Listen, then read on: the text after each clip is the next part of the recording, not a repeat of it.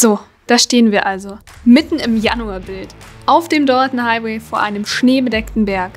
Der Tank ist fast leer und meine Hände sind schon längst abgefroren. In meiner Tasche habe ich ein fremdes Autokennzeichen und in meinem Kopf habe ich schon längst eine böse E-Mail an den Hersteller unserer Regenkombis verfasst. Aber was ist eigentlich auf dem Dalton Highway passiert? Kurzer Abriss, wir befinden uns in Alaska, genauer gesagt auf der Straße zum nördlichsten Punkt Amerikas. Von Fairbanks geht es 800 Kilometer hoch nach Dead Horse auf dem einsamen Dalton Highway. Auf Kilometer 400 gibt es eine Tankstelle und ein Hotel. Das war's dann aber auch schon. Dreckig, kalt und stets begleitet von einer der wichtigsten Ölpipelines der USA.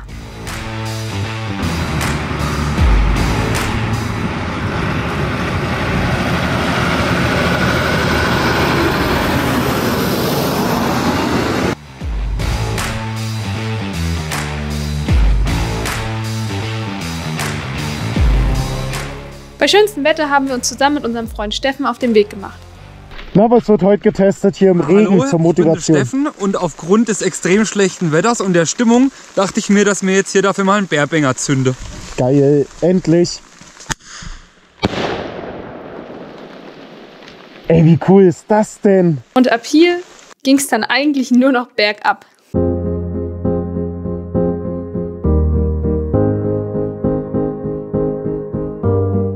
Held Biker Fashion kriegt von mir erstmal eine pissige E-Mail, warum die teuerste Regenkleidung meines Lebens nicht dicht hält.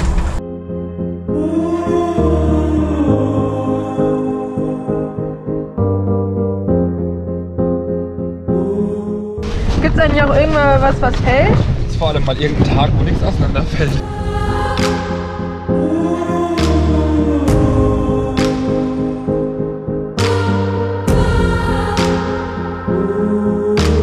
Okay, stopp mal. Der Dalton Highway hat uns echt an unsere Grenzen gebracht. Mental als auch körperlich. Trotzdem ist das Gefühl, das wir dort oben hatten, unbeschreiblich. Oben in Dead Horse, am nördlichsten Punkt Amerikas angekommen zu sein, hat uns irgendwie schon stolz gemacht. Das Wissen, dass wir ab hier an nur noch weiter in den Süden fahren, war einfach cool. Mit dem Erzwingen des Dalton Highways haben wir eine der wichtigsten Etappen unserer Reise geschafft. Und diese Gefühle spiegeln sich auch genau hier wider. Der Rückweg über diesen schneebedeckten Berg, genauer den Etigan Pass.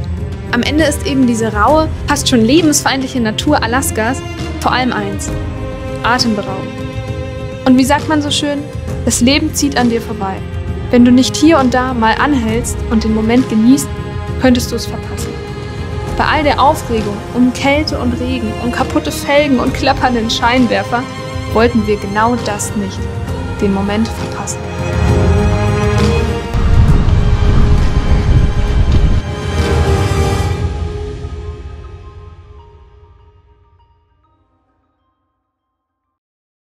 Bevor wir uns verabschieden, da war ja noch was, das fremde Kennzeichen. Das wird jetzt ein bisschen verstrickt. Alles fing an mit diesem Auto, irgendwo bei Kilometer 700.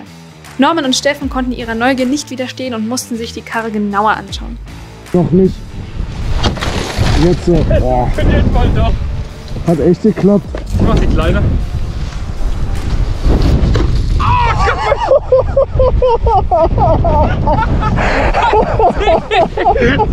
An der Stelle sei gesagt, dass es häufiger Autos gibt, die irgendwo am Rande dieser verlassenen Straßen einfach nur rumliegen. Die Besitzer lassen das Auto meistens zurück. Manchmal gibt es noch ein Schild, wo das Auto für einen symbolischen $1 verkauft wird.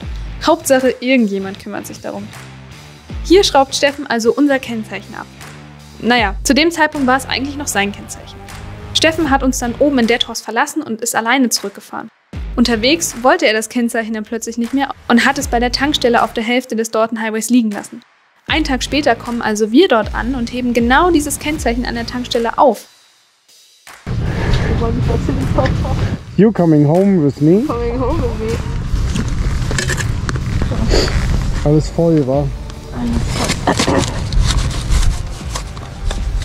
Lass es aber bitte ganz. Lass bitte alles ganz. Weniger Gewalt. Okay. Ich bin ein bisschen grobmotorisch, weil ich abgefroren bin. So ist es schön. Bis wir Steffen aber unten in Fairbanks wieder getroffen haben, wussten wir gar nicht, dass es dasselbe Kennzeichen war. Somit haben wir das gleiche Kennzeichen zweimal in über 300 Kilometer Entfernung gefunden und uns zweimal darüber gefreut. Schön.